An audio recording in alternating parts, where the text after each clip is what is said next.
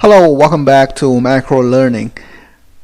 Here we have another question about the conformations of alkanes.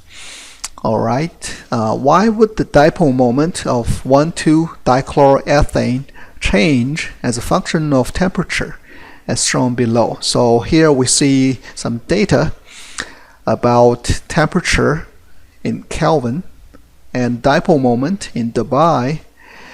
And what we can see is that the temperature goes up, the dipole moment goes up. And as we know that the dipole moment is a measure of the polarity of the molecule. So what that means is the polarity of 1,2-dichloroethane increases as temperature goes up, and which also means the molecule becomes more polar. So why would it be more polar when the temperature is warmer? Now let's consider the structure of dichloroethane. 1,2-dichloroethane.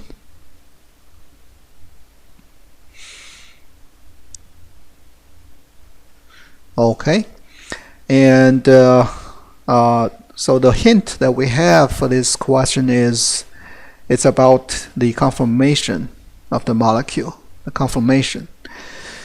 And as we know, the staggered conformation are the preferred conformations for this molecule. Alright, and there are two staggered conformations. And let's draw some Newman projections to illustrate the conformations, the staggered ones. So again, I would put this right hand side group in the back. I mean, any way we like. We can put a chlorine on the top, two hydrogens here and there, and now the front group.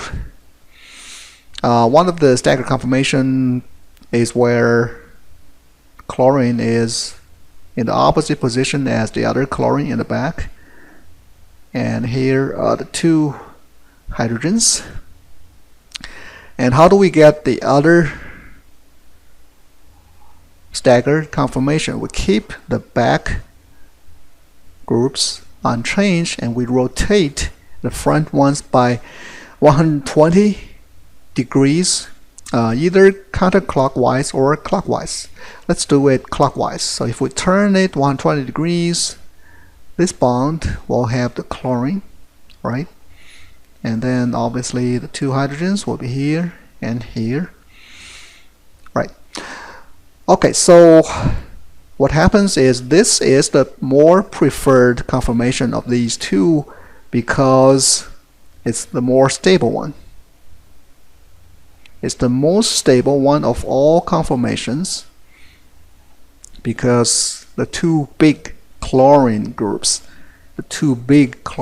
are away, as farthest away from each other you can get, you know. Whereas for this one, the two chlorines are kind of overlapping with each other. They're so much closer to each other that there's much more strain than you have in here. So the energy is much higher, and therefore the stability suffers.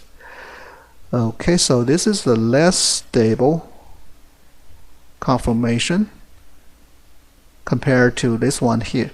So let's call this conformation number 1, this one number 2. Okay, and the other thing is that this conformation here is not polar. It's non-polar conformation.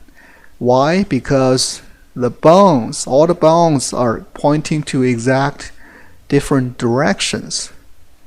Alright, all the bonds, let's see. Although the carbon-hydrogen bonds and the carbon-chlorine bonds are all polar, although they are all polar bonds, what happens is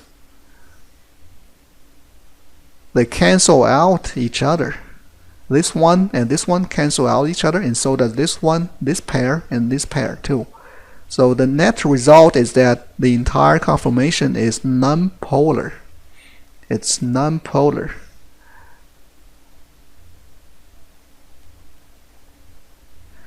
Okay, for this one instead, it is a polar or more polar conformation.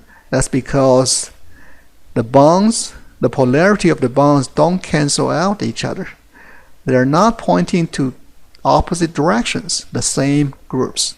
They're not pointing to the opposite direction, but instead they're kind of pointing to the same direction. That creates polarity. That creates dipole moment in the conformation. So that makes this conformation more polar.